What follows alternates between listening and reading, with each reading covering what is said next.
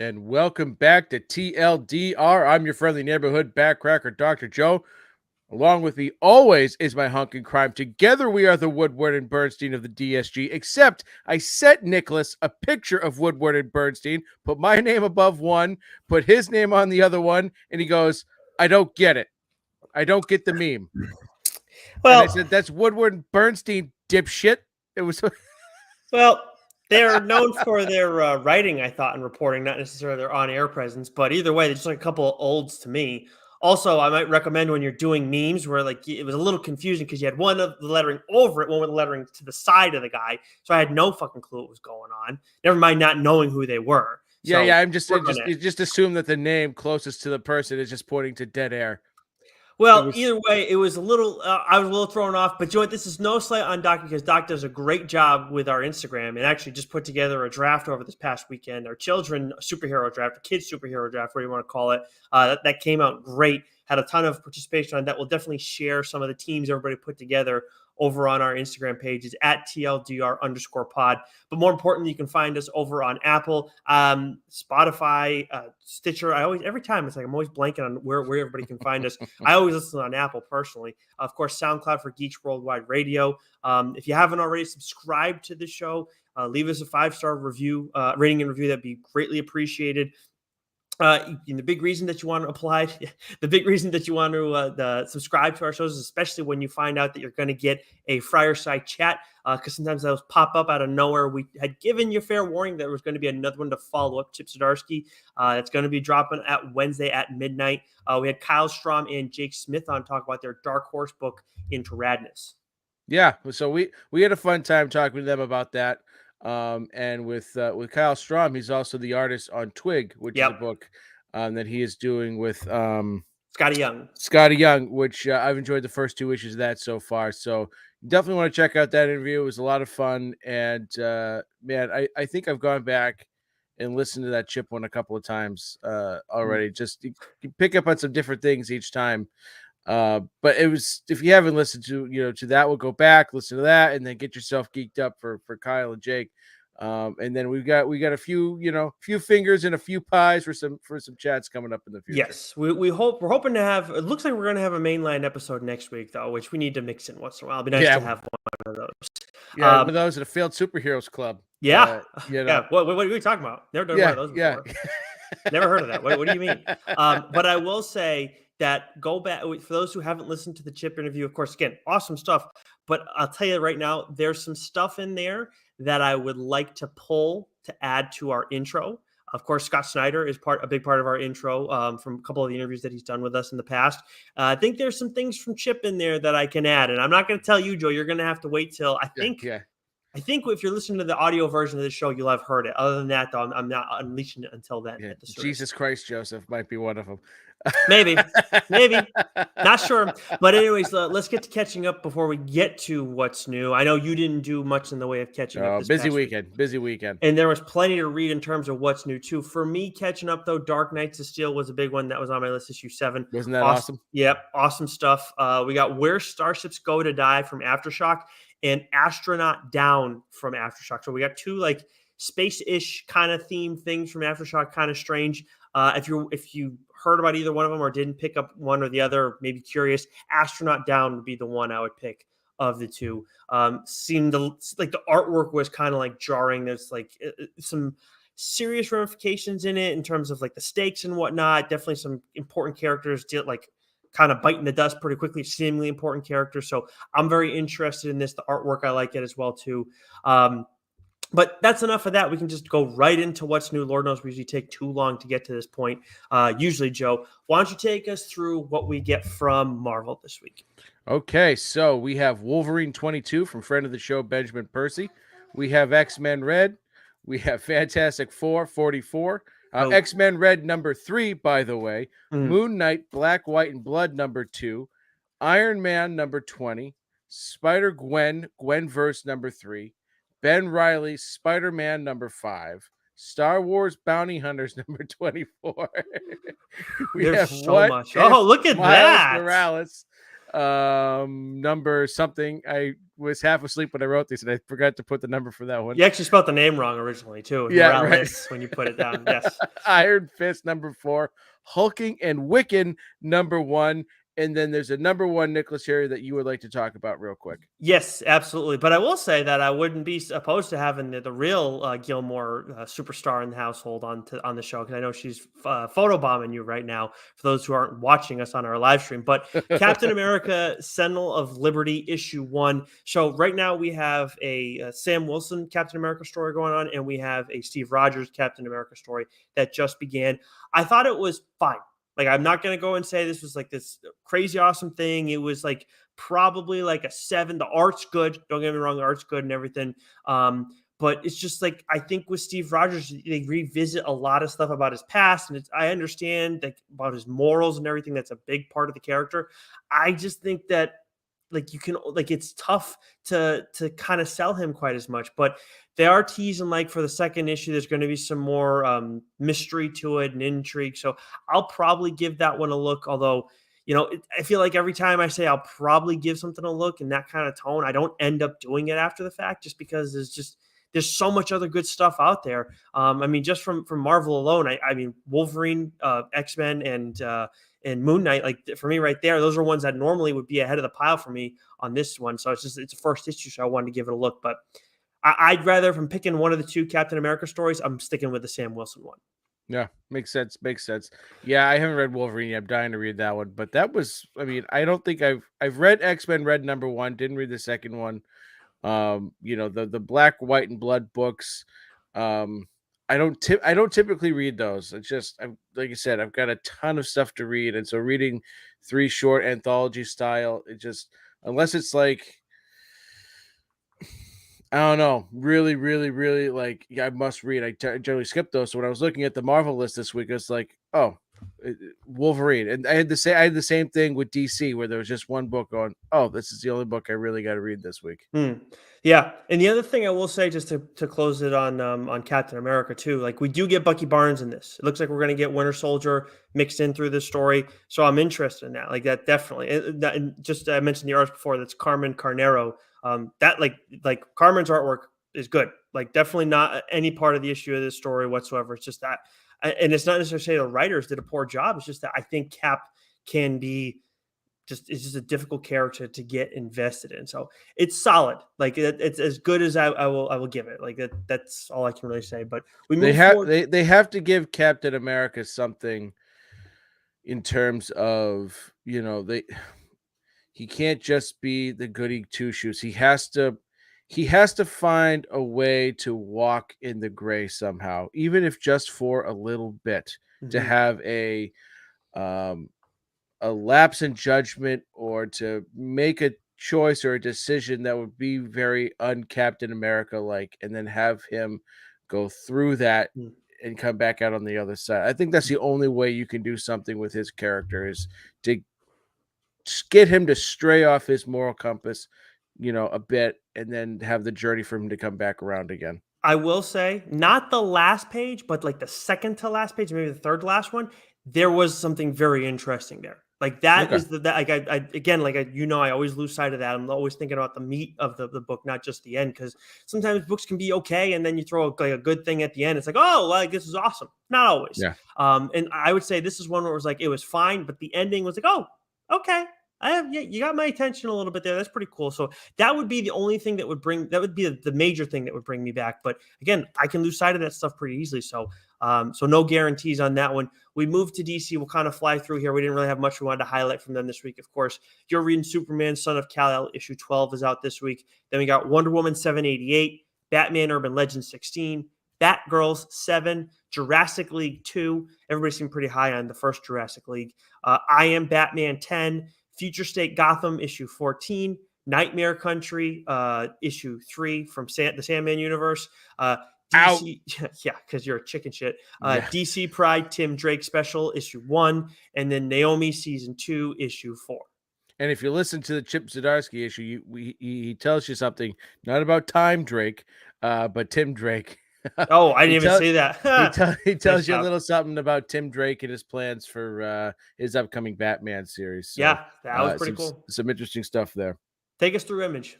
All right, so we've got a whole bunch from Image as Whew. usual, all bangers.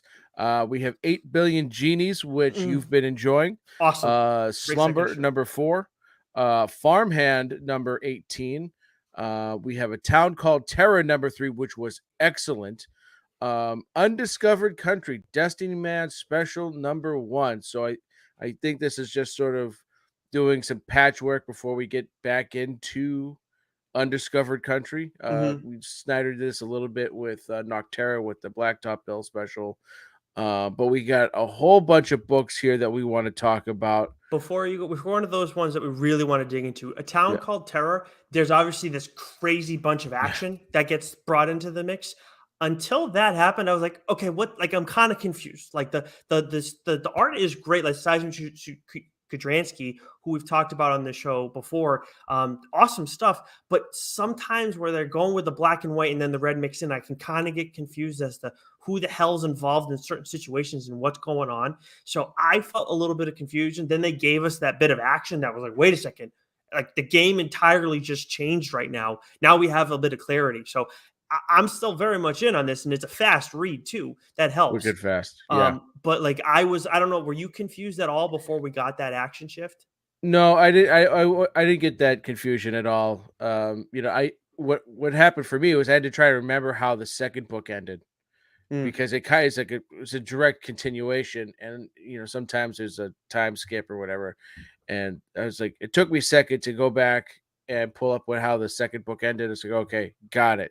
But mm, once we get that action, what I was starting to get worried about was I was like, as we're reading this, 2/3 of the way through, I was like, are we going to just completely forget about the detective angle of this mm. book between the wife and the cop and trying to find her husband?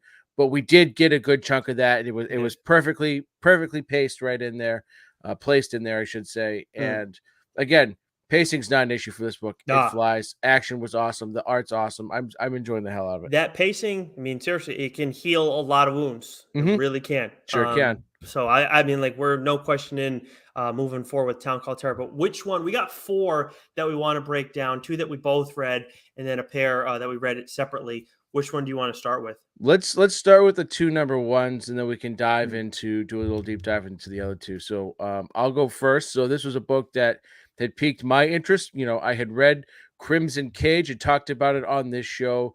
A while back, we talked with writer John Lees Mm-hmm. about Crimson Cage, about just sort of adapting Macbeth to 1980s independent wrestling, and just how awesome that was. And the Cormac McCormack's art on that, just absolutely fantastic. Like everything about that book was tremendous.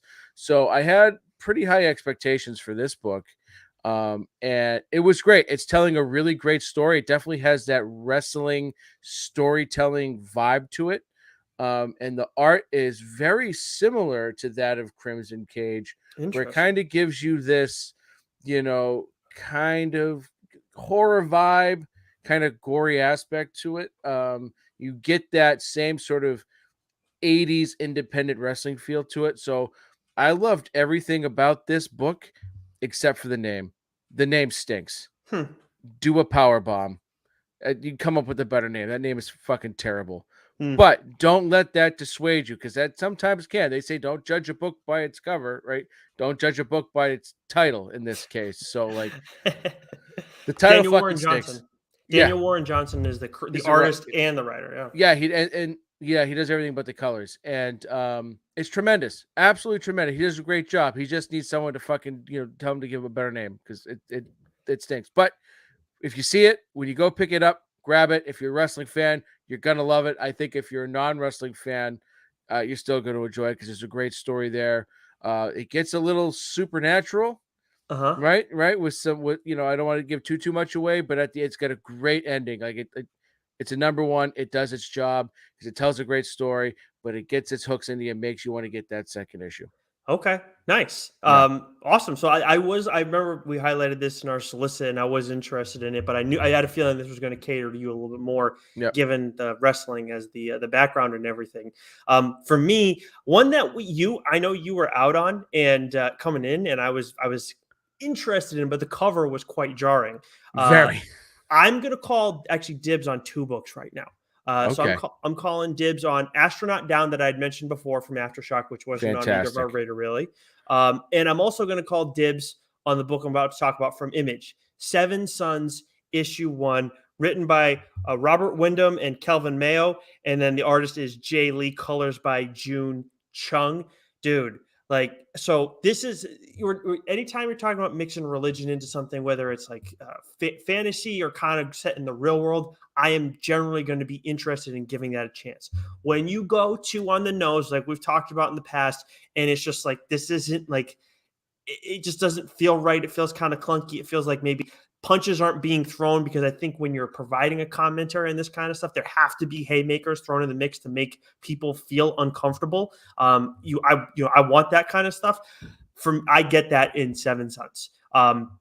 And in this story too, Jay Lee's art style has a grit to it that I really, really like. Like the characters you see on the cover look quite jarring, and their faces are pretty jarring in the story style. It's like I'm pretty sure he's the cover artist on this, if I'm not mistaken. But like the faces look almost exactly the same. Maybe the colors look a slight bit different, but either way, they're jarring. But then everybody else looks kind of normal. So these characters are all born on the same day, kind of like an Umbrella Academy sort of thing. Okay, And they're all like these are immaculate conceptions. I forget if Umbrella Academy was, but they're immaculate conceptions, and someone had prophesized this was going to happen, and then on like their 21st birthday, these like the one of these sons is the true second son of God, and they will like expose themselves, in not in a respectful manner.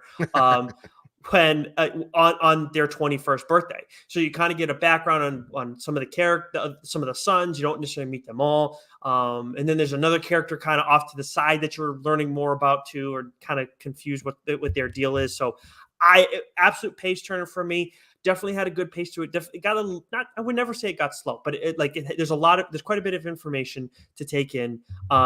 So it's not like this like breakneck pace, but it moves at an even pace throughout the whole thing. So I really like Seven Sons issue one. awesome, awesome, awesome, awesome. So Sweet, yeah. 'Cause I remember looking at the solicit, going, okay, if you want it, you take it. So that's good to know. And I'm really interested in those first two books from Aftershock too, because those both had kind of piqued my interest. So it'll be interesting to hear what when you decide, if you decide to talk about one of them on the show, how it goes. after Astronaut Down, if that maintains, that first one had like definitely gave me like this is TLDR potential, and Love to love I it. meant to call dibs on it earlier in the show, but I figure why not do them both at once. Do them both at the same time. Exactly. So those were the two number ones from Image that we read. There's two books here that we talk about on this show all the time. One of which, for me, is hands down uh, the book of the week. But Nick, why don't you chit chat about Radiant Black real quick? Oh yeah, so this one was I actually yeah, I was so prepared to move into King's Spawn for a second there. But yeah, Radiant Black 15, of course, by a friend of the show, Kyle Higgins. I haven't gotten a chance to check it out yet, but it looks like there's this whole thing that's like a fight kind of thing that's going on. Like there's this like fan made movie that's supposed to be happening in the course of the story, and it looks like they actually made one online. I could be wrong, Joe, but I tried to look for it. It's Like not up yet. it's not up yet. So there's a So QR code, and I scanned it. So maybe it will go up until it's not designed to go up until because we have reviewed copies. So yeah, probably goes up tomorrow, I'd imagine. But yeah. this what makes Radiant Black such an interesting story is that Nathan was the first character that we meet, and he's the one that gets the powers of Radiant Black, and he dies in battle, and it goes to his buddy, and so his buddy's taken over the mantle. And we had this whole arc where he was with the other Radiants, and he's trying to he's trying to do good. He's all about himself mostly. And Nathan comes out of his coma, and the Radiant is still talking to Nathan, and he's Mm-hmm. not talking to Marshall, and Yeah. we're starting to see some friction here Yep. Yeah. between these two characters. And so this is what's been great about this series and these two characters, is that, are we going to see one of them turn? And at one point you think maybe it's Marshall, then you think maybe it's Nathan, and you kind of go back, is it Marshall again? So like there's this big back and forth that I can't wait to see how where Kyle takes us. So I agree with you on the Marshall front, not as much on the Nathan possibly going in the other direction. Throughout all this, I haven't really felt that. I have more thought that like Marshall is the guy who is my number one concern right now. Is he gonna go and like turn heel? Because Yeah. it very much feels like he's like the wrong thing said to him is pissing him off right now. The Yeah. wrong thing done to him is pissing him off. And it's Yeah. like, dude, like you are way, way, way too defensive about this shit. Yeah. Because And I Nate, think he knows he doesn't deserve it. yep, You he's know? really, really feeling it. And you know what? Like Nathan's handling everything well. He's taking it in stride. And I can't say I can't blame him for doing everything that he's He's doing. thriving personally with his writing and everything. Like, Yep. there is some jealousy there. There's some competition there, and I love it. I Yep. love it because we're going to get a turn here, one of these books that's going to make us go, fuck, Yep. yes. And Mm-hmm. it could be either one, and it's just it, man. It's been such a great book. Mm-hmm. We can't, recommend it enough. And as good as Radiant Black has been, Nicholas, King Spawn is like 10,000 fucking eyeball emojis. Dude, Right. so you read it before I did, of course. I get the eyeball emojis from you. And I go and read this. This is some of the craziest action we've gotten in this series. It's the best issue yet. And it's yes, it is the best issue yet. But the fact that this is some of the craziest action that we've gotten, and we've said that a lot throughout the course of the series. Of course, Yeah. written by friend of the show, Sean Lewis, drawn by Javier Fernandez. Holy crap, man. And the cover too. Like the other thing, the cover for this thing which is Joe's background for those who aren't watching the stream. Holy shit, that thing is nuts. And that is Javi and Francesco Mattina. But yeah, man, this is one of the best issues that this is the best issue we've gotten so far. This is the Mattina cover, the one I have behind me with the cross. The Javi cover is the B cover with Spawn. It is just, this issue is absolutely crackers. I mean, there's a sequence where I don't want to say Spawn snaps, but Sean has talked about this. The couple of times we've talked to him specifically about Spawn was that, Todd's advice to him was, write your Spawn, don't write the Spawn you think I want to see. And that has never been more evident than in this issue, because we see Spawn just take it to a new level. And there's a sequence of 2 full pages and all the different panels where he is on attack mode. He is dialed in, and the art and Sean's writing and the dialogue that happens, it is the epitome of vicious. Yeah. And that is what we want from Spawn. We've had a lot of really good storytelling, in this past arc, but this is everything I want Spawn to be, and we get it. I couldn't agree with you more. I think like we talk about the art at first, but like yes, the writing in this and what Al Simmons is kind of going through, whether it's the narration or the dialogue, internal monologue, whatever. Like Sean, absolutely, this is some of his best work, because I agree, whether he's talking to himself about how he goes through some things in his thought process, or we're looking at how he's talking to the guy who he's kicking the absolute shit out of right now.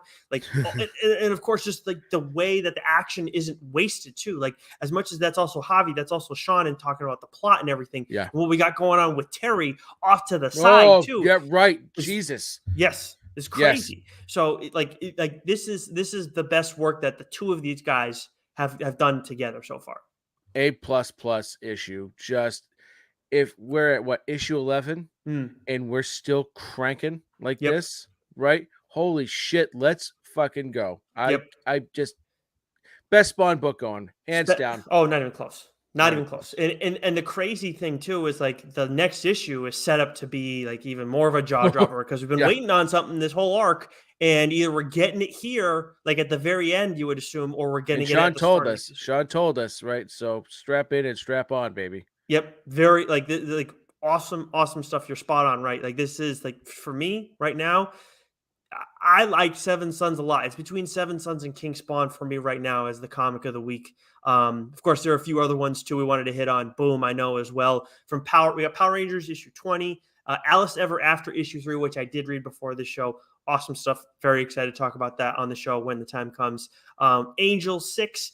Then we got Faithless 3. I don't know which issue that was, but the next issue of Faithless 3 this week. Faceless 3, number 3 or 4. I Whatever. was writing this at 11 after the fucking Celtics lost and have fallen asleep. So I warned you ahead of time. Oh, look at you trying to go toe to toe with me, trying to stay up as late as humanly possible. Look at you. I'm proud of you. Thank you. But you wanted to highlight Grimm issue 2, which after seeing some of the covers for that, man, I obviously I'm not seeing the interior art because I'm not reading it, but I'm really bummed that you got dibs on this one.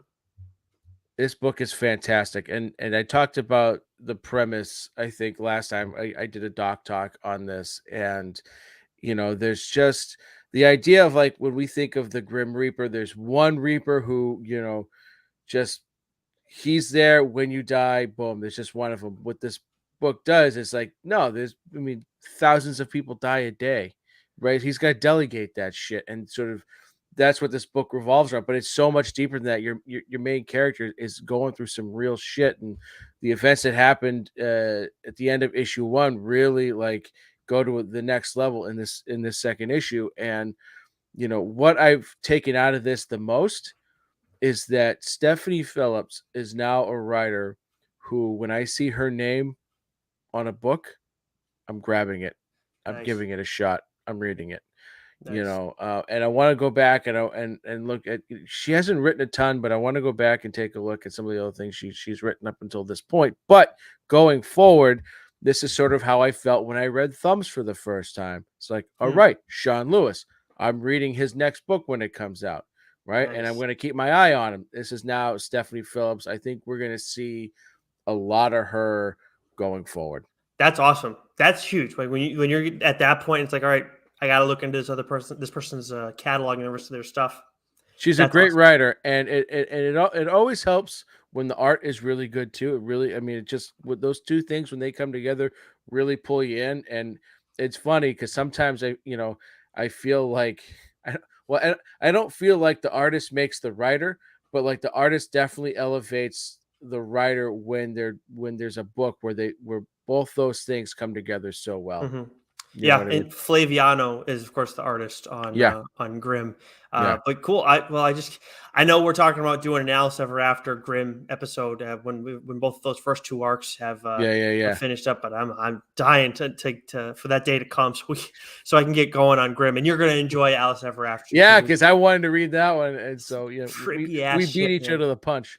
Yes, we screwed each other over, but that's the way it goes on this show. So I'll fly through these other ones. I know there's one more book that you wanted to hit on from this week. From IDW, we got The Kill Lock, The Artisan Wraith issue 5. AWA from friend of the show, Benjamin Percy, Devil's Highway Volume 2, issue 2. Very excited for that. The Immortal Red Sonja issue 3 from Dynamite. Aftershock, a couple books that I'm interested in. Of course, Bunny Mask, The Hollow Inside, issue 2. Talked about Bunny Mask on the show a little while back. Definitely check that one out if you're into horror comics. I would read the first story, of course, first. Only 4 issues. And A Calculated Man, issue 1. Interested in this one as well, Joe. Titan, we got Cowboy Bebop issue 4. From Vault, we got West of Sundown issue 3 and We Ride Titans issue 4. And that brings us back to Dark Horse, where we're talking at the top of the show about Into Radness. That hits shelves on the 29th of June, so you guys can check, be on the lookout for that. Of course, listen to our interview beforehand. But we got Norse Mythology issue 3. I'm sorry, Norse Mythology 3 issue 5 this week. God, I hate that. I know. Tales from Harrow County. Issue 1, I guess, of the news story. Again, Joe was up until 11:30 doing this, so past his bedtime. I'm proud of you. And then the one that you wanted to hit on was Manor Black, Fire in the Blood, issue 3. Yeah, so Tales from Harrow County, Cullen Bunn, Manor Black, Cullen Bunn, friend of the show, Cullen Bunn. We're gonna will another fireside chat into existence. That's, Um, that's just our fault. We just like, every I time know. it's like, oh I gosh. know shit keeps popping up. So I read the first arc of Manor Black, absolutely loved it. And then there had been, a big pause. So when this returned, all in, and there was a pretty big pause, break between issue 2 and issue 3. But this is a great sort of horror story, involving blood mages and fire mages, and the story of this one family. And it's only going to be 4 issues, so the next issue is the final issue of this little arc. But it's been absolutely fantastic.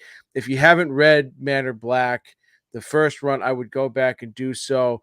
I've got it in my queue of books to talk about on the show. So Nice. I think what I'll do is when this 4th issue comes out, read it, and then I'll just do a Manor Black episode where I'll talk about sort of both arcs. Cool. But it's Cullen Bunn. It's got some Harrow County feel to it, vibe to it, but it's a little more sinister.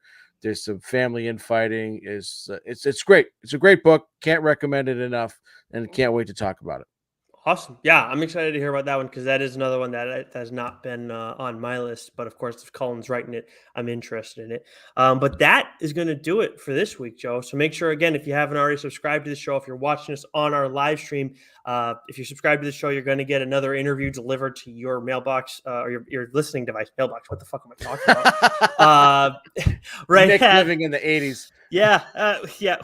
In my defense, I was thinking email box, but either way, still stupid. But yeah, it's going to get delivered to your listening device Wednesday at midnight. What? So a little peek behind the curtain. Nick and his special lady friend and my wife, we all went out to dinner this past Friday night. And we're talking, we're drinking, we're having a good time, and we started talking about Stranger Things, and about how much of a pussy I am. But my wife had said, like, horror doesn't typically bother her, except for like when people like move like bugs or like animals When are their just bodies moving. get contorted in ways that shouldn't happen. Yeah. And Mhm. so you and Lauren said, episode 1, it might not be your favorite episode. And so we're chugging along. And then right at the fucking end, that fucking scene with that poor girl, I think we both said, what the fuck is this? And we both said, no, we can't do another episode. And I said, come on, let's do it. But Megan held strong. We didn't watch one, but I'll tell you what, I did not fucking sleep that night. Oh, I love hearing that. I didn't sleep that night. It fucked me up big time. Okay. I don't know if you want to warn her, but like that's just the start of it. Oh, Like, great. We're gonna watch another episode tonight. So yeah, there's yippee ki yay. That's a thing. It's a part of that this season. So it's fuck that noise. Yep. Well, you can cover your eyes, Joe. That's what I did until I was like 13 years old, I think. So it was during scary moments, and then it was during the sexy moments too. I think Mr. 3000 was the one where I finally was like, I'm just keep my parents can't tell me to keep my eyes closed. So, yeah. But anyways, that's gonna do it for this week. Until next show, Joe. Stay sexy. You know it.